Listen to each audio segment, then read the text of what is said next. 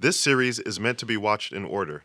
If you haven't seen the previous episodes, then we highly suggest you watch those first in order to get the most benefit. Please check the description below for the links to the other episodes. In the previous episode, we left off by reading the words of Pope John Paul II, which he spoke on January 1st, 1990, on the World Day of Peace. In this address, he stated, "Today, the ecological crisis has assumed such proportions as to be the responsibility of everyone. As I have pointed out, its various aspects demonstrate the need for concerted efforts aimed at establishing the duties and obligations that belong to individuals, peoples, states, and the international community." We also saw that the Pope's call to action to the international community to focus on climate change was also reflected in the 1990s cartoon named Captain Planet. And 2 years later, the first climate change summit was held from June 3rd to June 14th, 1992. And now, 30 years later, here we are at COP27. Generally speaking, most people have thought that this is a new story and that it was Pope Francis's encyclical letter, Laudato Si, that served as the catalyst for the frenzy surrounding climate change. However, as we have already seen from our look at Pope John Paul II, Pope Francis was not the first Catholic leader to call for this focus on the environment. But what if I told you that this goes back even further than Pope John Paul II, and that he was not the first Catholic to call for a focus on the environment either? What if I told you that the same focus on earth, fire, wind, water, and heart, as it relates to the environment that we saw in the theme music for Captain Planet, did not originate there either? Well, it does indeed go back much, much further. But before I tell you who, when, and where these ideas came from, we need a little context first. On May 24, 2015, Pope Francis released his second encyclical letter named Laudato Si, which is subtitled On Care for Our Common Home. According to Wikipedia, the focus of the encyclical letter was to critique consumerism and irresponsible development. It laments environmental degradation and global warming and calls all people of the world to take swift and unified global action. In essence, the same messaging that we saw from Pope John Paul II on World Peace Day was repeated in Laudato Si. Clearly, Pope John Paul's influence on Pope Francis is evident, and I'm not the only one that thinks so. This is an article from laudatosimovement.com, which is the website for a Catholic organization whose mission it is to answer the call from Laudato Si. In this article entitled Pope John Paul II and God's Care for Creation, they had this to say about his influence on Pope Francis. Here we see an early version of the concept of integral ecology, which would be further developed by Pope Benedict XVI and serve as a unifying theme of Pope Francis's Laudato Si. In addition to Catholics sharing their support of Laudato Si, people from other faiths joined in as well, with the 14th Dalai Lama tweeting that since climate change and the global economy now affect us all, we have to develop a sense of the oneness of humanity. Wikipedia also states that the Archbishop of Canterbury issued a green declaration also signed by the Methodist Conference as well as representatives of the Catholic Church in England and Wales and the British Muslim, Sikh, and Jewish communities, urging a transition to a low-carbon economy and fasting and prayer for the success of the December 2015 United Nations Climate Change Conference in Paris. But it didn't stop there. Kofi Annan, the former UN Secretary General and the current chair of the Africa Progress Panel, also issued a statement in support of the encyclical, stating, "As Pope Francis reaffirms, climate change is an all-encompassing threat. I applaud the Pope for his strong and moral ethical leadership. We need more such inspired leadership.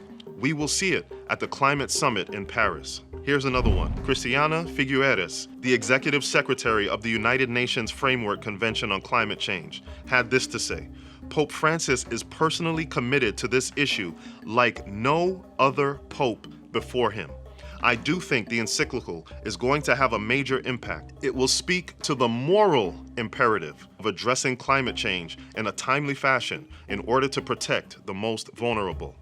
And finally, people from the financial community and scientists all around the world also praised the encyclical, with science historian Naomi Oreskes observing that Laudato Si insists we embrace the moral dimensions of problems that have heretofore been viewed primarily as scientific, technological, and economic.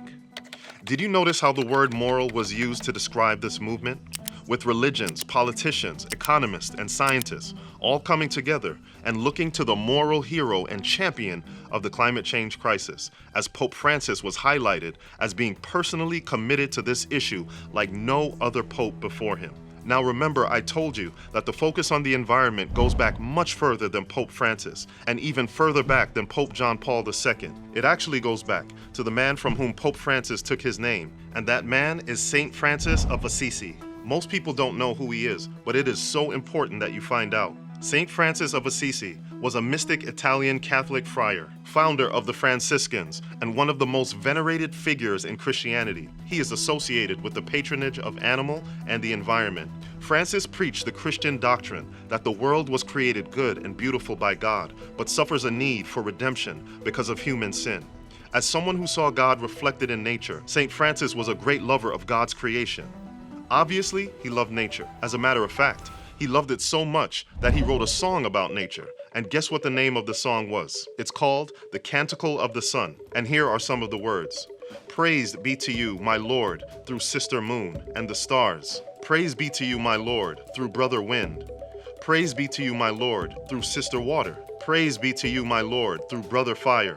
Praise be to you, my Lord, through Sister Mother Earth. If you haven't made the connection yourself, the same earth, fire, wind, and water from the Captain Planet intro is present in the song from St. Francis. And Pope John Paul II, who was instrumental in kicking off the quest to save the planet, also had this to say in his World Peace Day address from January 1st, 1990.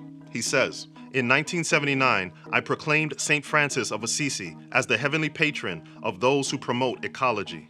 He offers Christians an example of genuine and deep respect for the integrity of creation. As a friend of the poor who was loved by God's creatures, St. Francis invited all of creation, animals, plants, natural forces, even Brother Sun and Sister Moon, to give honor and praise to the Lord." Once again, naming Sister Moon and Brother Sun. And those natural forces that he is referring to are water, earth, wind, and fire. In addition to the Planeteers and their powers being derived from these elements, it's also important to note that just like in St. Francis's song, there was also a Mother Earth present on this cartoon that obviously shaped the minds of so many young people. And this character is named Gaia, who is also known as the show as Mother Nature or Mother Earth, the female spirit of the earth, responsible for preserving peace, harmony, and life on the planet. She lives on Hope Island and is also the creator of Captain Planet, as well as the mentor to her 5 young chosen Planeteers. And by the way, it's important to note that Gaia is originally known in Greek mythology as the personification of the earth. Now there's something that I want you to keep in mind. I'm certainly not trying to make all of this about some 1990s cartoon. The point is that this is just one of the ways that the world has been indoctrinated to follow something while not really understanding the full implications of what's taking place. And you can see how much of an effect something so simple as a cartoon can have on a generation of people, as there's actually a Planeteers website that is dedicated to the climate change movement and the COP27 meetings included. This is not just some small group of people, because as of today, there are over 544,000 people that like this Facebook page and almost 500,000 people that follow it. It should be clear that what we are seeing today has been greatly influenced by St. Francis and what he wrote more than 1,000 years ago, who in turn influenced Pope John Paul II, who then influenced Pope Francis. This movement is more than just some fan club. People are desperately doing what they think is right in order to fix this planet. It's taking on a religious fervor that looks like ancient nature worship. And make no mistake about it, every religious movement needs a cause and a figure to look to. This is why, on November 29, 1979, Pope John Paul II declared Francis the patron saint of ecology. And it should be evident by now that based on what we have seen with Laudato Si', that Pope Francis has become the de facto pope of ecology. In this article from thecatholictelegraph.com, Pope Francis explains why he chose St. Francis of Assisi's name. It says, Pope Francis told thousands of journalists March 16th that he took to heart the words of his friend and chose to be called after St. Francis of Assisi, the man of poverty, the man of peace, the man who loves and protects creation, the same created world with which we don't have such a good relationship. The book of Revelation stated that all the world would wonder at a religious entity represented by a beast. Obviously, the world would be looking to this entity for leadership and guidance, and in the case of the climate change issue, this has obviously been the case. I find it encouraging that you are proposing an initiative for reducing air pollution.